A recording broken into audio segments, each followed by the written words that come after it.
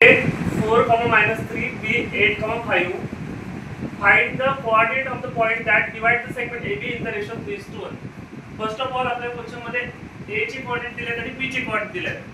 ठीक आहे. तर आपल्याला काय म्हटलं, find the coordinate point that divide segment AB in the ratio. Suppose for example ही जर AB लाइन आहे, तर A कोऑर्डिनेट घेतली तर B कोऑर्डिनेट घेतलं, तर A B ले जो डिवाइड करते तो पॉइंट आपण जर C घेतला तो किती रेशो मध्ये डिवाइड करते? 3:1 रेशो मध्ये डिवाइड करते.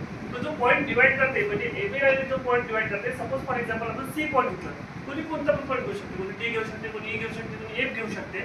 आपण सपोज म्हणजे समजा आपण फॉर एक्झाम्पल एक C पॉइंट घेतला, तर A आणि B ले जो पॉइंट डिवाइड करते तो किती रेशो मध्ये डिवाइड करते? 3:1. किती रेशो मध्ये डिवाइड करते? 3:1. म्हणून आपल्याला जिथे पण रेशो दिला राहते आणि डिवाइड दिला राहते तिथे आपण सेक्शन फॉर्म्युला लावतो. कोणता फॉर्म्युला लावतो? Section formula. तर डाव्या वर्गाला आपण डाव्या वर्गामध्ये जेव्हा फॉर्म्युले लिहिले, जेव्हा या पाठाच्या सुरुवातीला आपण जेव्हा फॉर्म्युले लिहिले तर आपण तोच फॉर्म्युला लिहिले. कोणते फॉर्म्युले लिहिले? एक इंटरनल डिव्हिजन सेक्शन फॉर्म्युला लिहिला आणि एक एक्सटर्नल डिव्हिजन सेक्शन फॉर्म्युला. पण आपण 10th स्टँडर्ड मध्ये फक्त एकच फॉर्म्युला यूज करतो, ज्याचं नाव आहे internal division section formula. Section formula कधी घ्यायचं? जेव्हा प्रश्नामध्ये दिला असेल डिवाइड आणि रेशो, हे दोन शब्द सांगतात की आपल्याला कोणता फॉर्म्युला घ्यायचा आहे? सेक्शन फॉर्म्युला घ्यायचा. काय घ्यायचा आहे? Section formula. आता जो क्वेश्चन मध्ये दिला आहे, find the coordinate of the point that divide segment AB in the ratio 3:1. म्हणजे आपल्याला जो पॉइंट डिवाइड करते AB लाइनला तो काढायचा आहे. तो प्रत्येक सर किंवा प्रत्येक स्टुडंटचा पॉइंट अलग राहू शकते.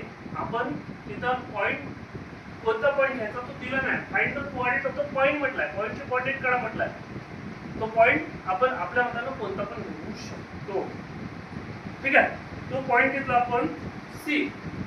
मी लिहितो सपोज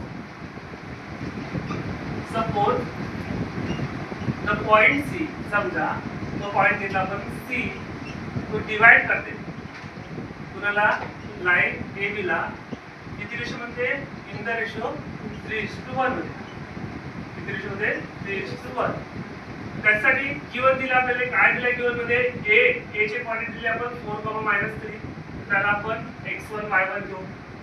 आणि जे B चे कोऑर्डिनेट दिले आहेत ते किती दिले आहेत? 8, 5. त्याला आपण घेऊ x2 y2.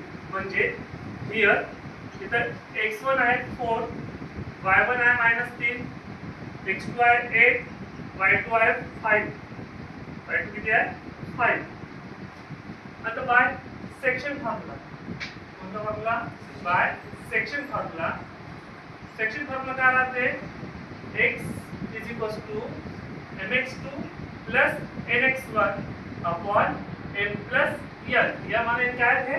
रेशो आहे. x mx2 plus nx1 upon m plus n.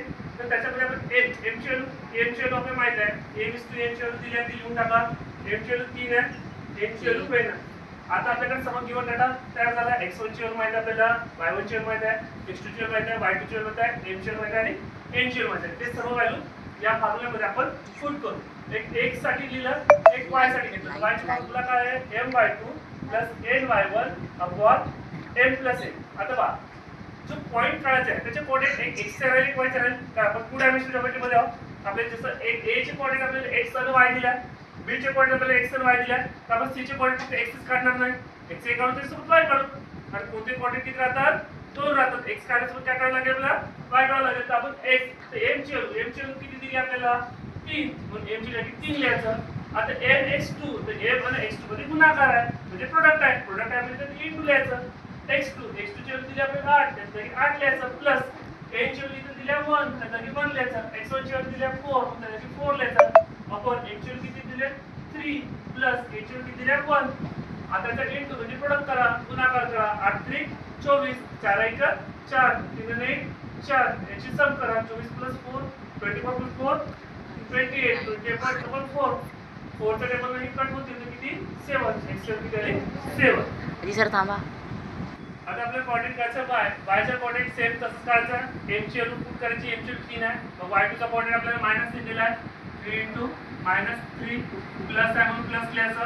n ची व्हॅल्यू किती दिली आहे? 1 * y1 ची व्हॅल्यू किती दिली आहे? y1 ची व्हॅल्यू दिली आहे.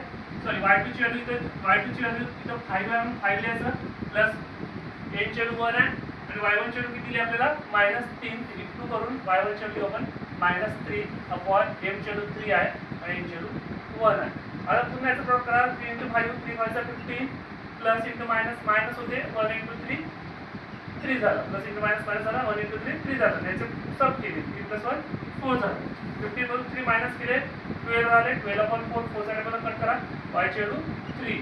तर लास्ट मध्ये आन्सर लिहायचं हे the coordinates of the point is the coordinates of the point C are 7, 3.